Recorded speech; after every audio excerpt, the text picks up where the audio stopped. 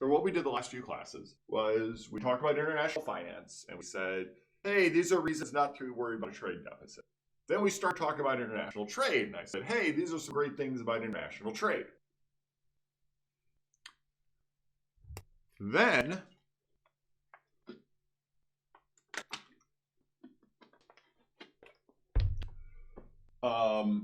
I said we want to actually be able to quantify these, how much we benefit from trade. And so in order to do that, in order to think about how much we benefit from things, we introduced ourselves to this idea called consumer and producer surplus. And I said that the reason we're doing that is so we can come back to international trade and see how we can show that how consumer and producer surplus are affected by world trade. So that's what we're going to do now. The goal of the comparative advantage model that we've looked at so far. So what I want to talk about here is, at the beginning of class, we looked at apples and oranges. And remember, we talked about how many oranges you'd have to trade for an apple. And then a couple of classes ago, we looked at iPhones and airplanes being produced by China and the United States. And so the reason we had these models, what are the goals of them? First, we wanted to show how specialization allows total production increase, right? So one person produced apples, one person produced oranges. We had more total apples and oranges produced than we could have otherwise. We also wanted to show how there is always a term of trade that makes both countries or both farmers better off. So the idea here is, even if one of you is better at everything, everybody always has a comparative advantage, and so there's always an opportunity to trade to make everyone better off. So that was the goals of this model. Well, it's still not a perfect model. It seems a little simplistic at times, and so what we're going to think about today is how to improve that model. So what are some ways to expand it? Well, we'd like to allow for multiple countries, so we don't just have two countries. We'd also like to go from bartering to using money. So, right, in actuality, we're not trading apples for oranges. We're not trading iPhones for airplanes. We're selling and buying them. So we'd like to actually get dollars and money involved. The other thing we want to think about is multiple countries producing the same good. So the example we looked at was very extreme, that one country will only produce one thing. They would only produce iPhones. And the other country will only produce another thing. They'll only produce airplanes, and then we'll trade for everything else. Well, that's not really how things work in the real world, right? There are lots of countries that produce airplanes. There are lots and lots of countries that produce some amount of oil. And so we want to allow that in our model. And that is going to bring us to what we call the small country model. So what's the small country model? Well, the country is small enough that it doesn't affect world price. So that's what we mean by small countries, that it's not like it only applies to tiny countries. It's just that we are going to make this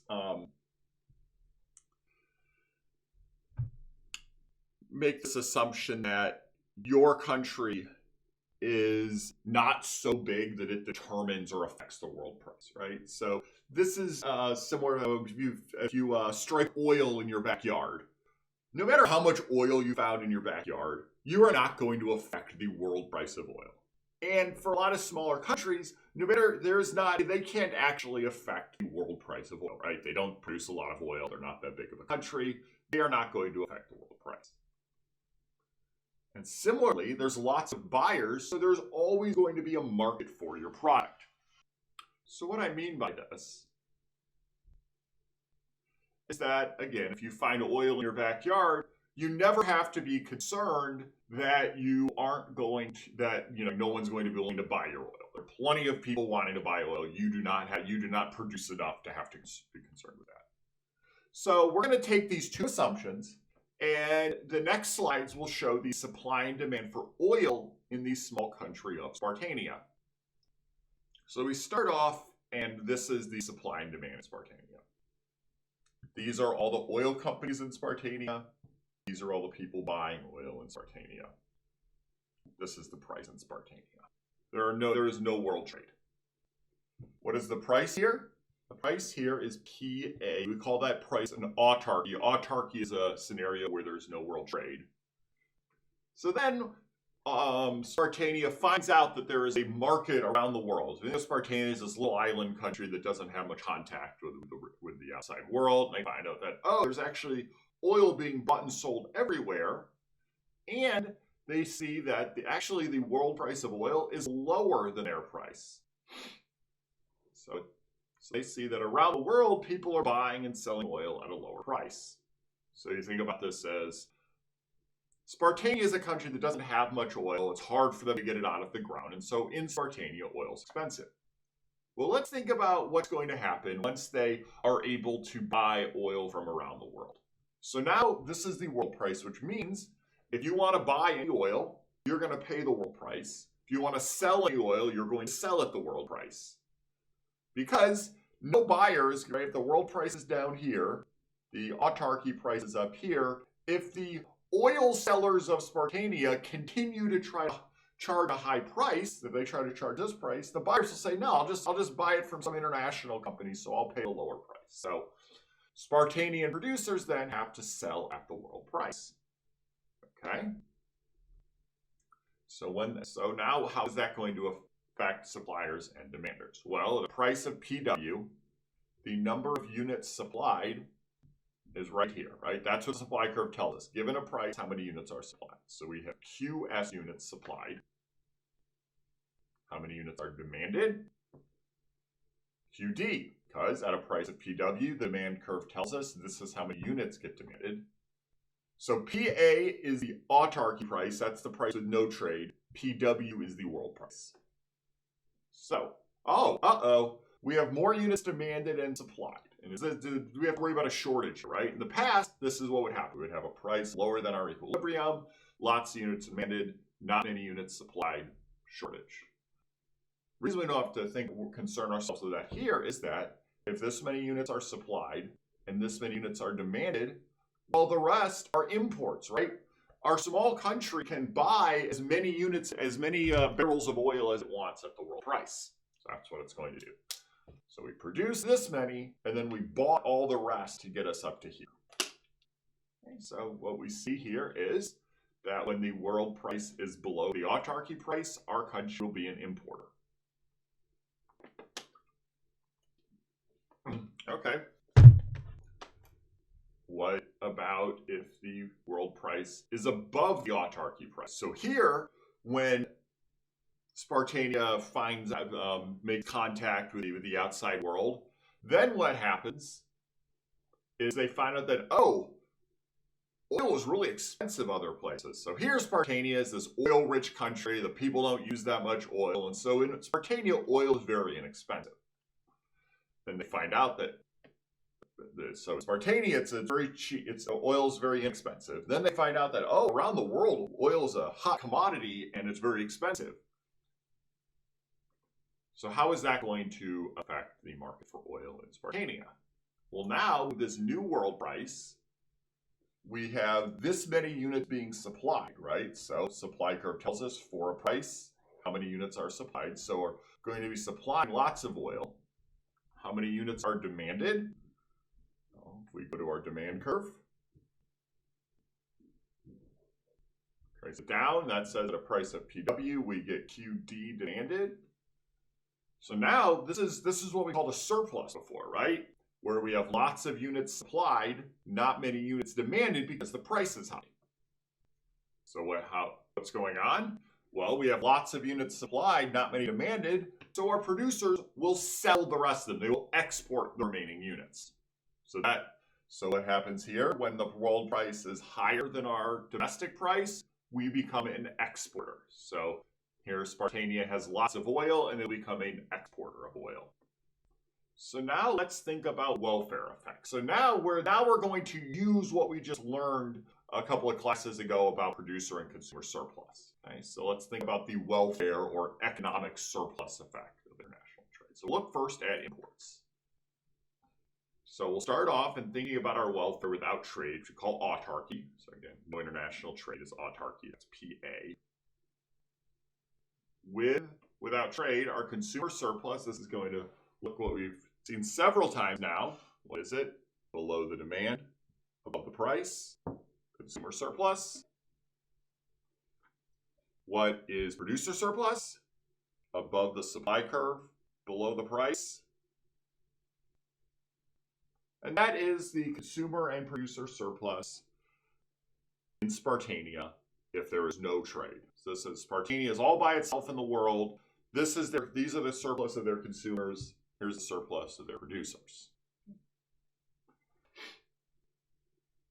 Next, what we'll think about is what happens once we allow imports. So this is the scenario where Spartania is an importer of oil. What happens to welfare when that happens? So once we allow there to be imports,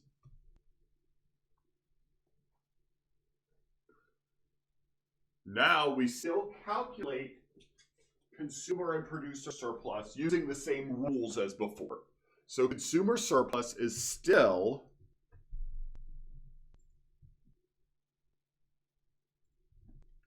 everything below the demand curve, above the price. So that's right here. So that's our consumer surplus.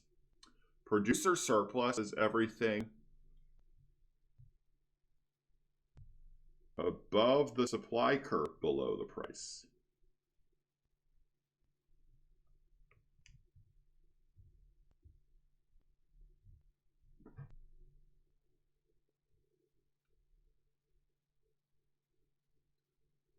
And notice what the reason I said,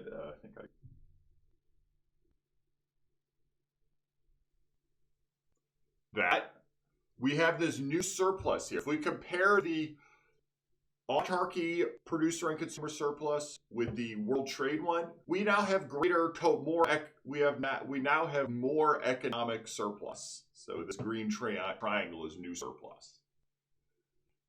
One thing to note is we have one result that we like.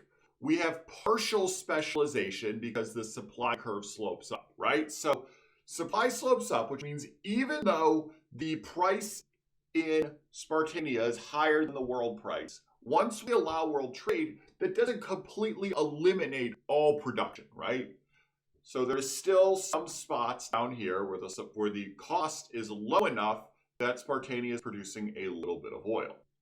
And I think there will always be some U.S. oil production because we have some low-cost oil wells. Let's put these next to each other. So this is autarky. This is world trade. Let's compare producer and consumer surplus. So when we move from autarky to world trade, what happens? Consumer surplus rises here. Why is that?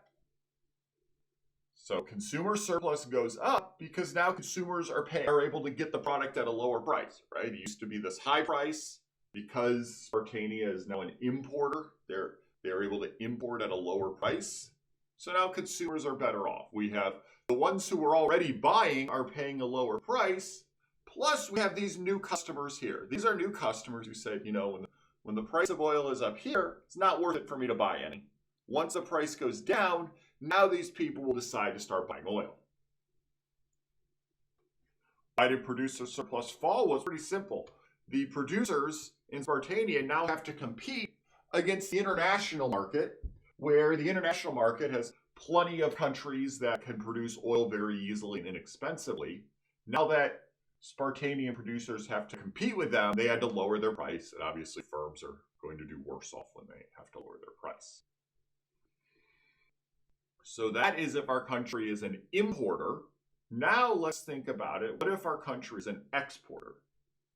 So we saw on the last slide that if we're an importer, so if we are importing oil because of oil in other countries is cheaper, that makes us better off. Going from no trade to free trade increases total welfare if we are importing.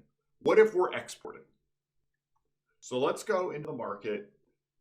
Think about the market where we were an oil-rich country and it was very inexpensive to get oil in our country. So with an autarky, consumer and producer surplus look like this.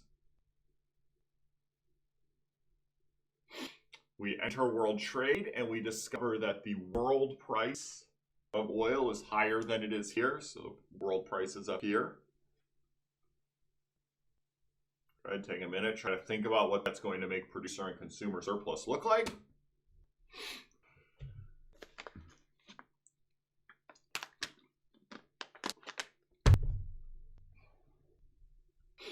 What we're going to have is producer surplus will look like this. It's above the supply curve, below the world price. So this big red triangle here.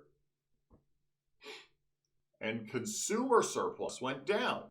Was here, was this larger triangle, now it's a small triangle. Why is that? Well, people are now having to pay a higher price. So what's going on now is buyers who previously were able to buy their oil very inexpensively because Spartania can easily produce a lot of oil. Now they're having to compete with buyers all around the world. There's buyers all over the world who are like, oh, I'll pay a high price for oil. And so the suppliers are going to start selling to them. So consumers are going to be worse off. Notice that once again, we have this new surplus. So this triangle here, this is new surplus we didn't have before. Let me show you what I mean here. Right, this was not anybody's surplus before, now it is. Okay. So if we compare them, this is autarky. This is with free trade when we're an exporter. Consumer surplus falls, right? It was here. Consumer is now paying a higher price, so it goes to here. Producer surplus rises.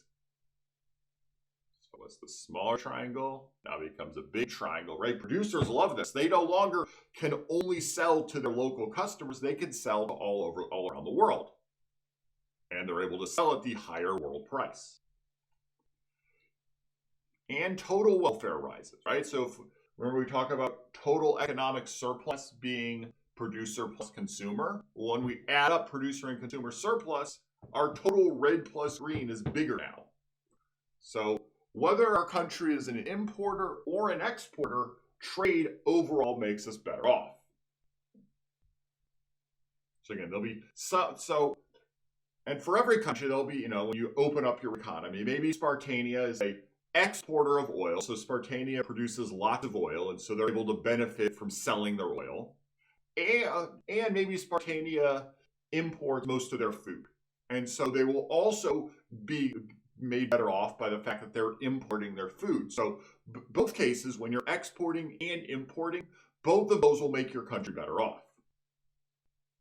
Okay, this is a news article related to that. So poultry stocks take wing, clever, with lifting of China import bans from a year ago. Agreement was reached to end China's ban on U.S. poultry exports. So for a while, there were some rules against exporting chicken from the United States to China. They eliminated those rules. And so now producers have the ability to export to China. What happens? Prices for chicken are expected to rise alongside shipments to China.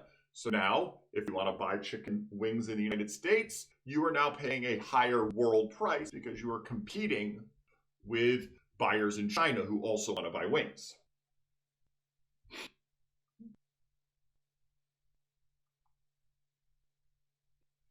All right, next let's discuss barriers to trade.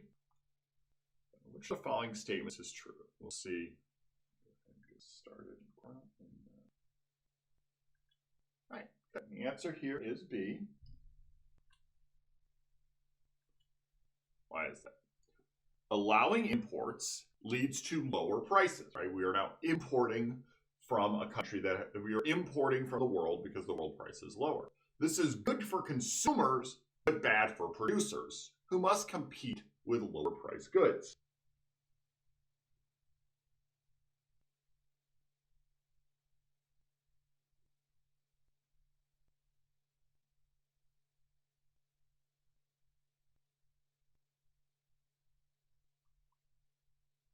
So again, we can compare them. We see that once we allow imports, producers are made worse off.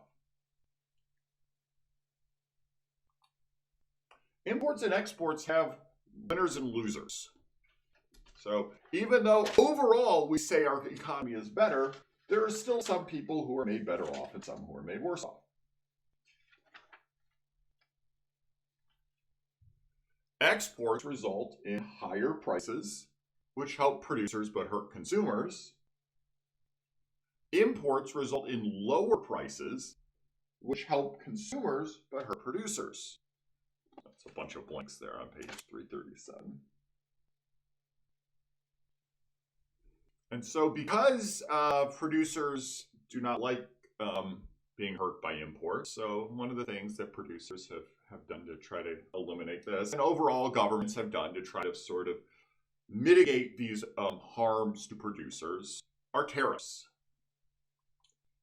So a tariff is a tax or fee that must be paid on goods that are imported from other countries.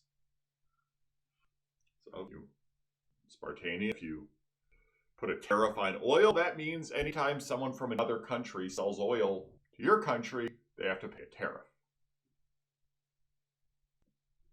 So Spartania implements a tariff of $T on each washing machine. So I mentioned washing machines because washing machines are something that were tariffed recently. I think we may see a slide about that in a little bit. So we'll say that Spartania is really concerned for its domestic producers of washing machines. And their domestic producers say, hey, you need to help us out. We can't compete against these cheap washing machines in other countries. Well, if you're a company that's selling, or if you're Whirlpool and you're selling washing machines all over the world, you could sell to anywhere in the world at a price of PW. And PW is whatever the price of whatever washing machine is. Well, if you want to sell it in Spartania, now you don't just have to, you're not paid PW. You're paid PW, but then you have to pay a tariff of T. So sellers will have to pay a tariff of T, which means that if you're going to give me sell it to Spartania, essentially the buyers are going to have to pay that tariff for me. Otherwise, I'll just sell it somewhere else in the world, right? So if a washing machine costs $1,000 and there's a $10 tariff on it, well, if I'm going to sell my washing machine to Spartania, I'm not going to take $1,000. So they have to pay me $1,010. Otherwise, if they won't pay me that much, I'll just go sell it for $1,000 somewhere else. Sellers must be paid PW plus T to sell the product to Spartanian consumers instead of buyers somewhere else in the world. So we already can tell that Spartanian consumers are going to be having to pay a higher price.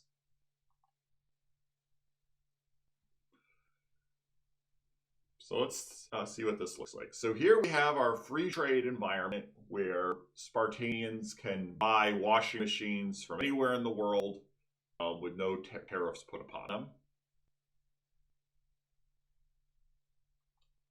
Now we'll suppose that tariff is put into place, which means, again, that in order for international washing machine companies to sell their washing machine to Spartania, they're going to need to be paid a higher price. So PW plus T. So that means, again, the price has gone up. How does that affect price and quantity? Well, the number of dishwashers supplied by Spartanian businesses goes up, right? So the whole point of tariffs was this. We want to help out our domestic manufacturers. We want to make it so that there are more washing machines produced in Spartania.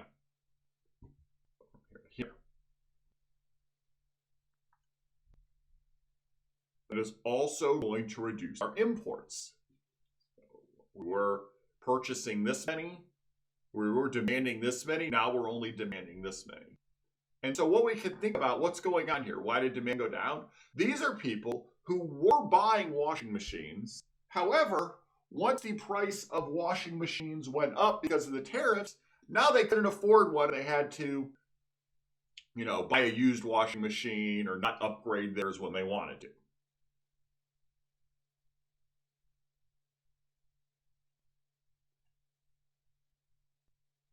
So what we've done is we've taken our imports and reduced them. This is what our imports used to look like. So the difference between demand and supply at the world price. Now they look like this. difference between demand and supply at the post-tariff price.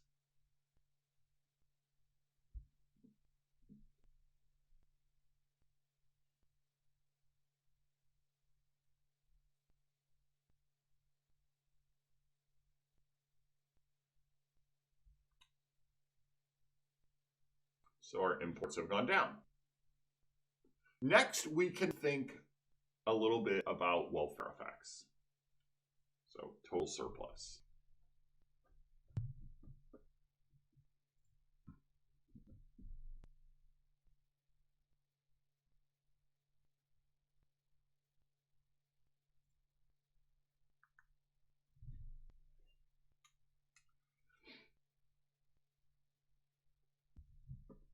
So we start off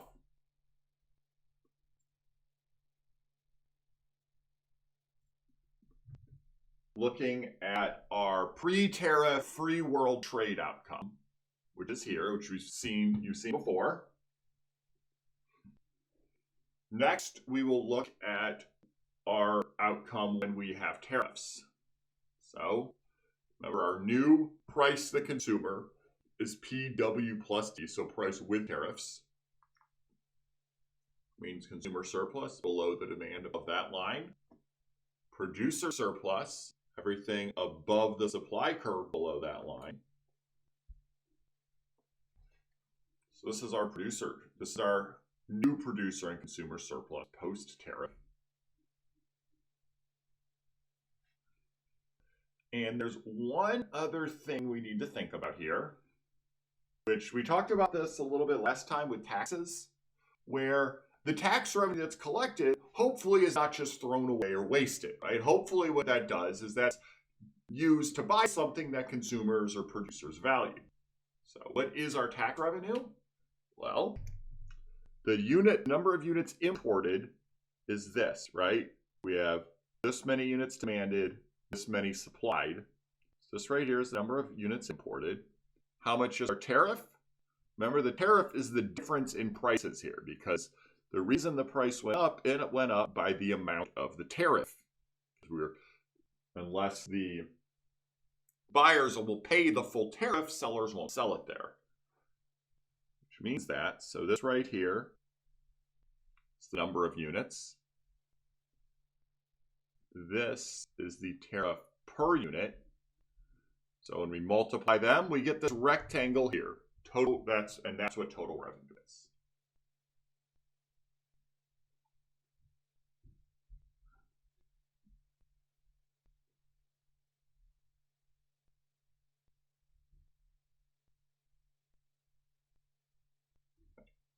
So next thing we can do is we can compare the post-tariff outcome with the pre-tariff outcome.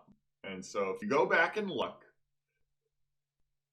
what is the red and green shading before versus now? Well, first thing is now we have to think about red, green, and pink, because the pink is some form of surplus that we care about, right? The government does get the money and can build roads or schools with it. So what's missing now are these two gray triangles. So these gray triangles represent what used to be consumer surplus and now represents surplus and nobody. So what are the gray triangles? They represent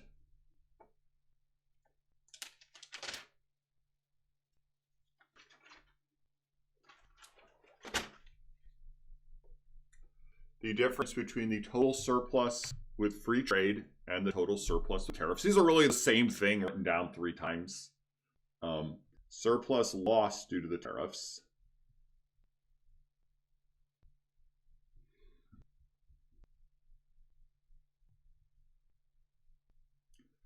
And how much worse off Spartania is relative to a free trade environment.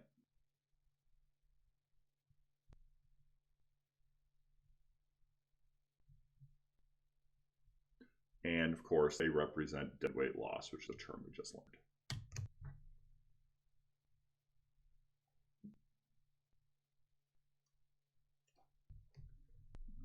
Revenue is number of imports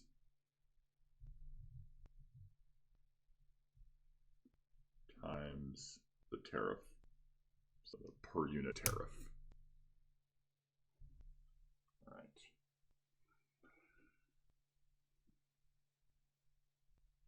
So given that tariffs lead us to a deadweight loss, why do they exist? Why are there barriers to trade? Well, we'll think a little more about washing machines. Like I said, it was a real thing that was tariffed recently.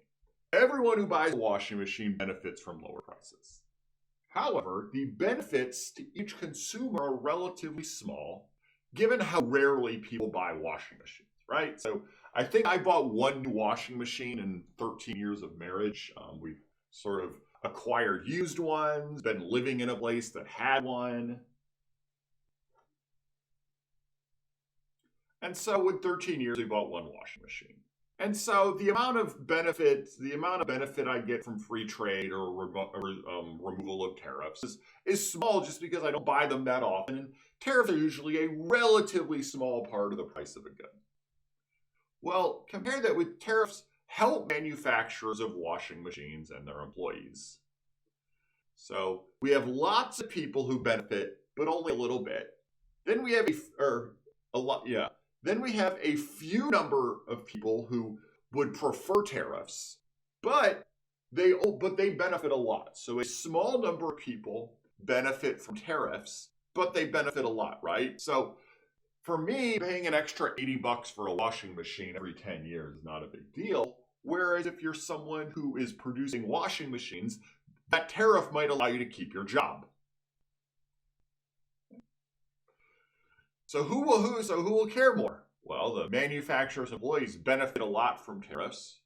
Each consumer is only harmed a little bit by tariffs. And so a lot of times the people who sort of make the most noise about this, who are most committed to the cause, are the ones who benefit from tariffs, right? These tariffs were put into place a couple of years ago, and I don't think any of you or I, spent any time protesting against the tariffs as a potential washing machine buyer. Right? And this happened similarly with steel tariffs in 2002, so this is not a new thing. So, in the news, Trump's washing machine tariffs stung consumers while lifting corporate profits. This was from, I guess it was about a year and a half ago. And this is exactly what we would expect to happen to tariffs.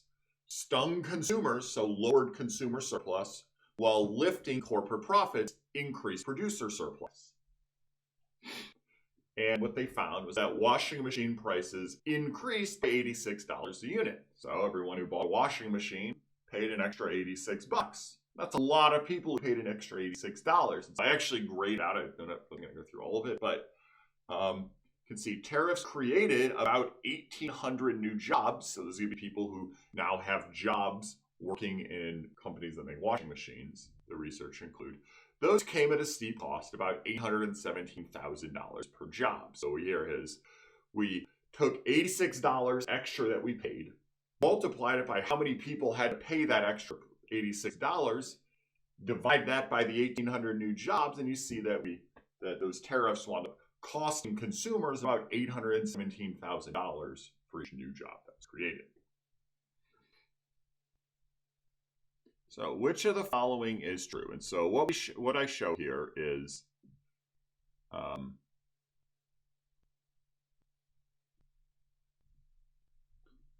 correct answer here is C. And so what we can do is we can go and calculate what consumer and producer surplus is in all of these scenarios. So in autarky, so no trade, consumer surplus is this right here is the autarky price.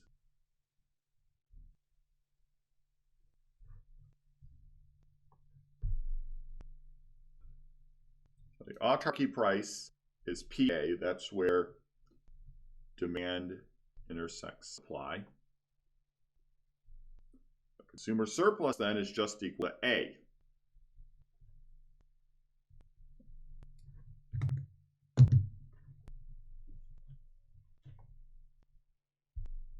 All right, what happens once we allow free trade? Then we go all the way down. The price we're paying is now PW. So now what's our surplus? Now what our surplus is I have to write down a lot of letters. A plus H plus B plus C plus D plus E plus F. Hopefully I did that right. Everything below the demand, above the price. A, B, C, D, E, F.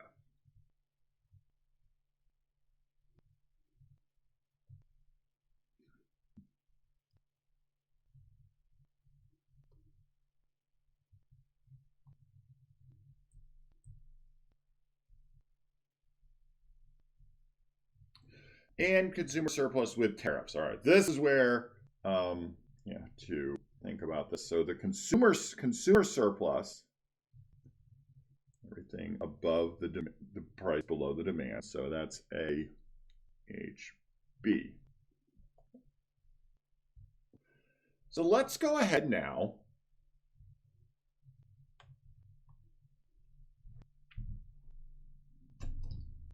and look at producer surplus. This is a nice sort of summary of what we've done. And start thinking about what producer surplus looks like for each of these. So I'll erase all of this and start working on producer surplus.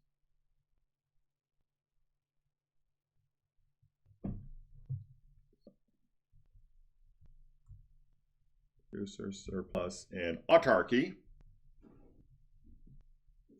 is everything above the supply, below the price. That's going to be H plus C plus G.